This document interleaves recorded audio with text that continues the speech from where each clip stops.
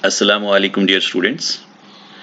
इस वीडियो में हम पैसिव सेंटेंसेस ऑलमोस्ट जितनी भी किस्म के हैं उनकी ट्रांसलेशन सिर्फ 4 स्टेप्स में सीखेंगे।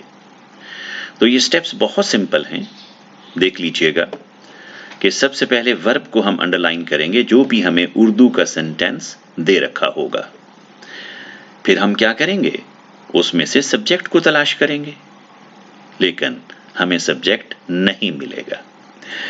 तो फिर हम क्या करेंगे, ऑब्जेक्ट को अंडरलाइन करेंगे, लेकिन ऑब्जेक्ट को भी हम तलाश वर्ब ही की मदद से करेंगे।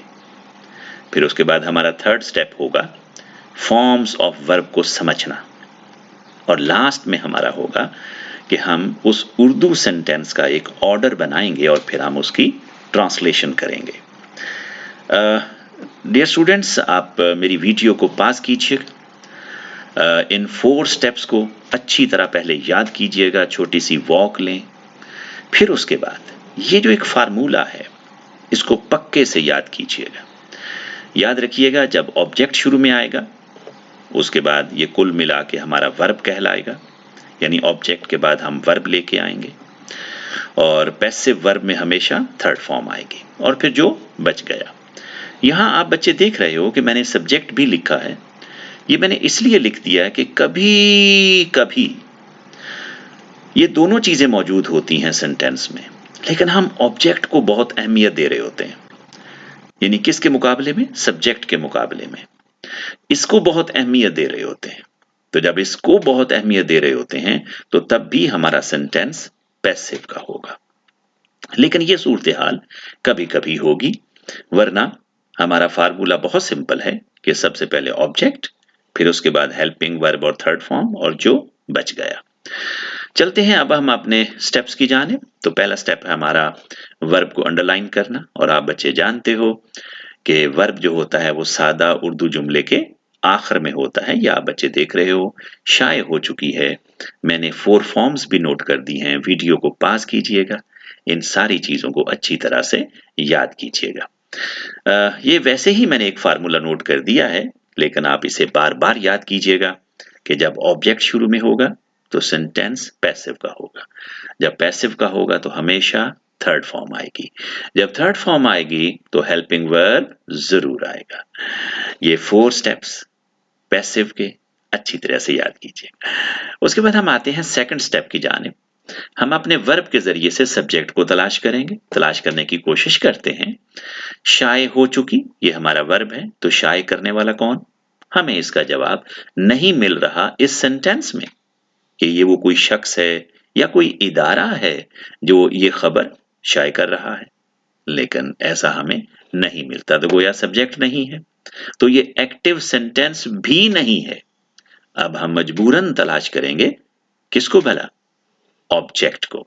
तो हम वर्ब से सवाल करते हैं क्या शाये हो चुकी है, तो जवाब मिलता है ये खबर। तो ये खबर जो है, ये 2 लफ्ज मिलके हमारा ऑब्जेक्ट बनते हैं। इसी फार्मूले को दोबारा से याद कीजिएगा। चलते हैं हम अपने थर्ड स्टेप की जानिब। क्या भला? फॉर्म ऑफ वर्ब को समझना। याद रखिएगा, ये जो आप देख रहे हो यानी इसके लेफ्ट साइड पे ये हमारा एक्टिव के वर्ब्स को समझने का चार्ट है, और इसी ब्लू कलर के राइट पे पैसिव को समझने का चार्ट है। ऑब्जेक्ट शुरू में है तो ये पैसिव होगा, और हम देख रहे हैं कि हमारे वर्ब में चुकी का लफ्ज है, शाये हो चुकी है। तो देख लीजिएगा यहां चुकी का लफ्ज है, बहुत आसान। और ये चुका, चुकी, चुके जो है ये परफेक्ट को जाहिर करते हैं, और परफेक्ट के साथ हमेशा हैव की फैमिली आती है, और हैव की फैमिली के साथ हमेशा थर्ड फॉर्म आती है। और ये भी आप बच्चे जानते हैं कि पैसिव में भी हमेशा थर्ड फॉर्म आएगी, पैसिव में भी हमेशा थर्ड फॉर्म आएगी। एक बहुत दिलचस्प सी बात है, वो क्या कि जब हम एक्टिव वाली साइड को देखते हैं तो परफेक्ट में हैव की फैमिली और थर्ड फॉर्म, जब हम पैसिव वाले हिस्से को देखते हैं तो यहां परफेक्ट है, हैव की फैमिली है और थर्ड फॉर्म। तो फिर फर्क क्या आपको होगा?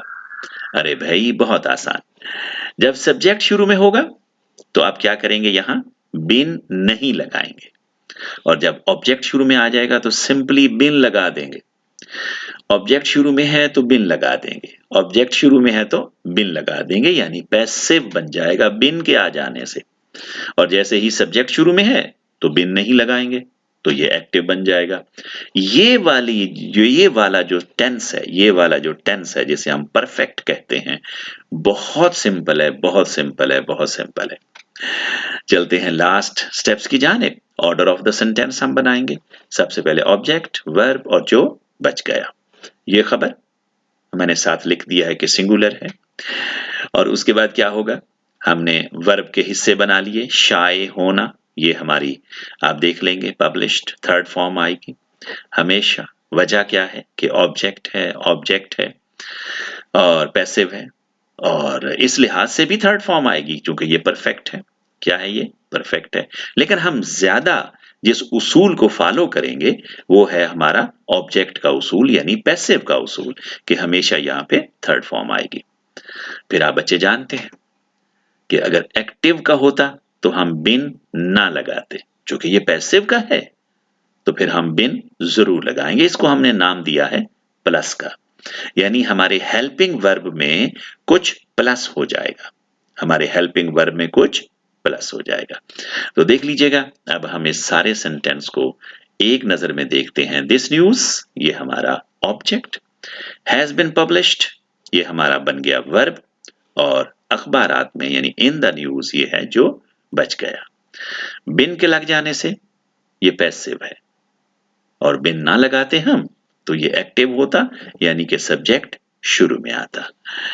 तो डियर स्टूडेंट्स, अल्लाह ताला आपको बहुत खुशियां दे।